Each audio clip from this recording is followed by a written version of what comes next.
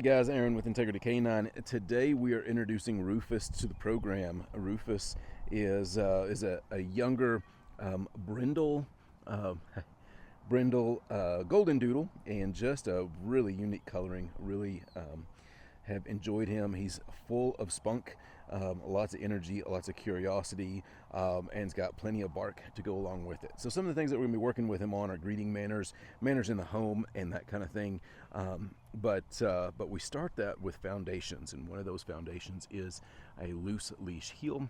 We are incorporating the e-collar into this today, just kind of showing him what that looks like. So we're about at a 5, which is very, very low, and then we're using the slip lead today. What this does is it helps me to set boundaries, and boundaries for a dog like this are super important. And so we're starting with those boundaries in a physical restraint level, and then we're going to transition to more of a remote type of boundary, and then that will also carry over into verbal boundaries. So we're using these tools to set those boundaries in place. And so today what we're going to be doing is walking on a heel, so focused heel, where I want him to realize that this is my walk and not his. So it's not time for him to explore, it's not time for him to sniff, not time for him to greet people.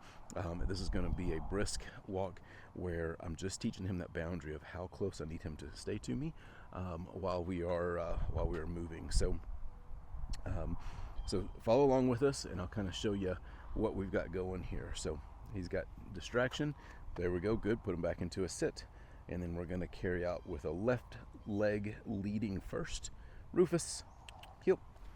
Good. So basically, whenever he gets outside of my parameters, he's going to feel pressure. So we're going to be using pressure and release.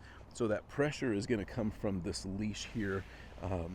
So if he strays out too far, he's going to feel that tension. What that's going to lead to is, over time, if he ever feels tension, either it's self-imposed tension or tension that I put on there, then that means that he needs to look my direction to see what's going on, where he needs to go.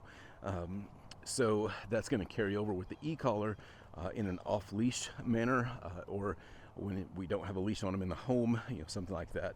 Basically, the e-collar is an extendable leash that is that's remote. Okay, so that's how you want to think about it. So we're using the same pressure with the e-collar as he gets to understand what that means. So we're in a conditioning phase right now. You can see he's doing very good. Yep, good. Right then, he kind of got hung up on a smell, and so that created some tension in the leash. So as that tension built, I applied pressure with the e-collar to give him just a slight stimulation. You can see it wasn't anything. We're not hurting the dog here. I'm literally trying to tap on his neck to tell him, hey, we need to keep moving. That's not what we're here for. So that's kind of how we're approaching this one with him. And all in all, I'd say he's doing an excellent job. You see this right here.